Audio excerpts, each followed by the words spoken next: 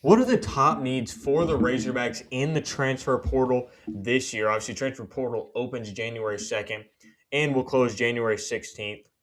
This is the American South podcast. Thanks for joining us for another episode. I'm Colin Johnson, joined with my co-host Tyler Callahan. Razorbacks have a lot of revamping to do in the offseason. Yeah, and let's start on the offensive side of the ball. I think the best place to start is with some of the seniors you got leaving and some of the guys transferring out. But definitely the seniors. Obviously, you got Omega Blake, Yeah. star tight end or star wide receiver this year is gone, and then Rohan Jones, another guy who really was very helpful for the offense. Was a great threat downfield as a pass catcher. Both of those guys are gone, and then I believe we got a couple offensive linemen from Fernando Carmona is out of eligibility, who was a I believe Corey Robinson is out of eligibility as well. So the left side of the offensive line is all out of eligibility, right? But Caden Killer, your center, is coming back. Kobe Branham, your freshman right guard, is coming back, and your right tackle, Marion Harris. Offensive line was not the problem this year. Our offensive line was extremely good. Like you said, the Razorbacks got to go into the portal and get a wide receiver one. Razorbacks have a young core of wide receivers coming back with Jalen Brown, uh, C.J. Brown, Antonio Jordan, Courtney Crutchfield possibly coming back. You go and get a good wide receiver one like Omega Blake, and I think that offense is right back to it. You want to retain Jaden Platt. Morgan Turner, I believe, is tight end coach. He's the only one that is retained from the staff from last year on Silverfield's new staff. I think that will help retain Jaden Platt, honestly. Just bring in another backup tight end for Platt and give him kind of that breather that he kind of was to Rohan Jones. Just kind of a tight end one or tight end A and B this year. But I really like Jaden Platt this year, and I would like to keep him for next year. yeah, having Jaden Platt back would be a huge help to the offense. And then, like you said, with the wide receiver room, I feel like with all the returners that you're going to have a talented wide receiver room. But I still think you got to go get a guy, And here's the deal, man. With Silverfield coming over from Memphis, there's going to be some playmakers over there that you Yeah. could potentially bring along. One of those, we're going to need a backup quarterback. The Hogs are going to need a backup quarterback. And Arrington Maiden, if everybody remembers, the guy who drug our defensive line for 7 yards for the first down in that game, ultimately to put Arkansas away.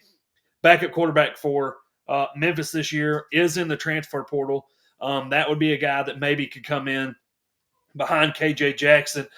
They also have a running back who another position that needs to be addressed. Braylon Russell is going to be the lone back there, which he is coming back, but you need a speed guy to go along Yeah. with him, and who better than the running back from Memphis who got clocked as one of the fastest runners in college football this year. So on the offensive side, I really think you're in a really good spot with the offensive line. You got a quarterback. You really have a good core of receivers and a good running back. So you're really just trying to get some depth in there and maybe a playmaker or two.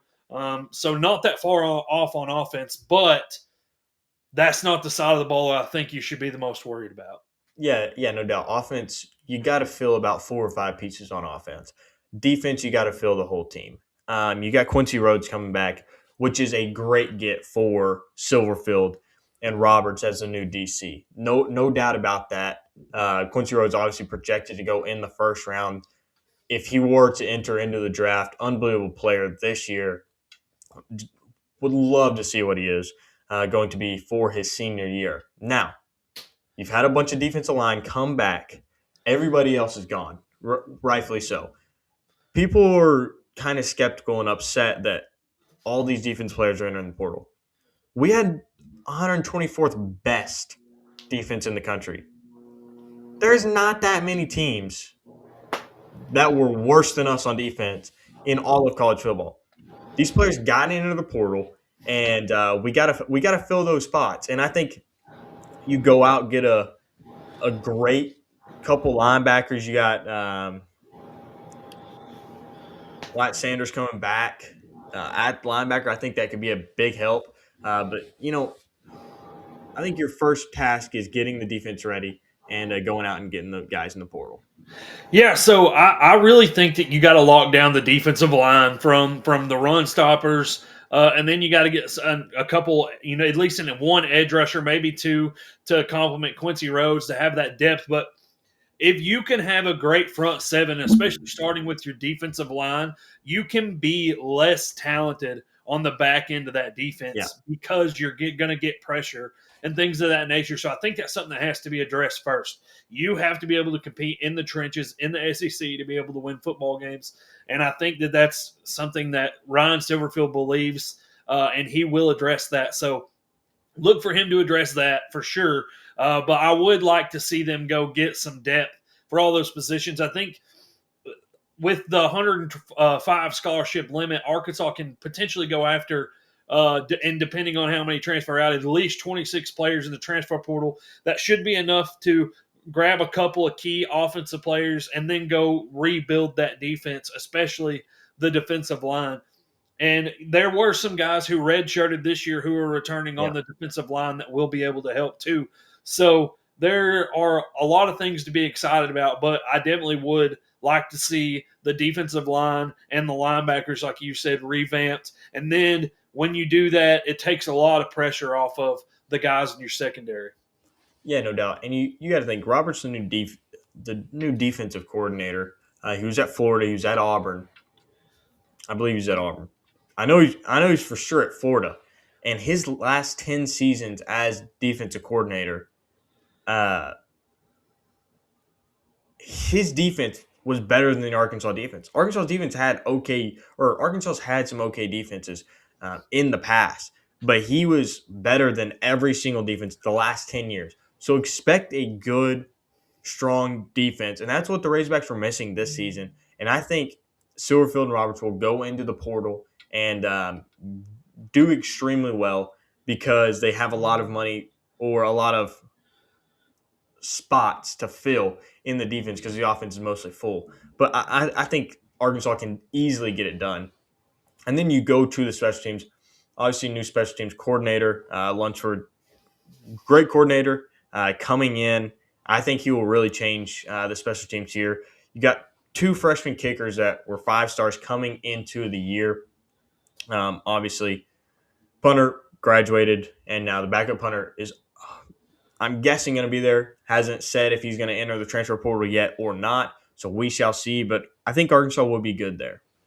Yeah, and special teams is one of those things like obviously kicking field goals. In the past few years, Arkansas has been pretty talented.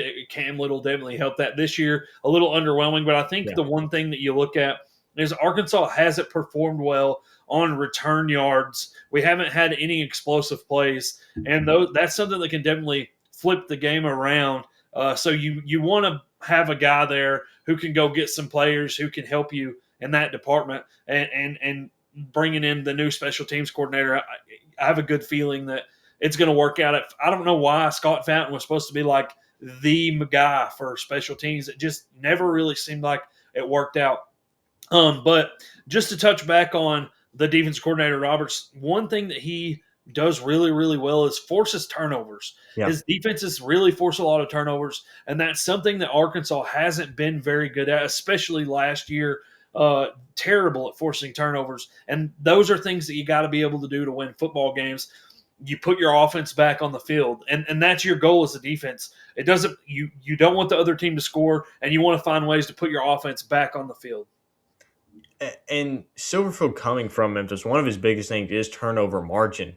Uh, Arkansas lost the turnover battle about every single game this year, and obviously that led to us going 2-10. And I think that's sort of the same thing at Memphis, just flipped. Memphis won a lot of the turnover battles, and I think that truly helped them win a lot of the games.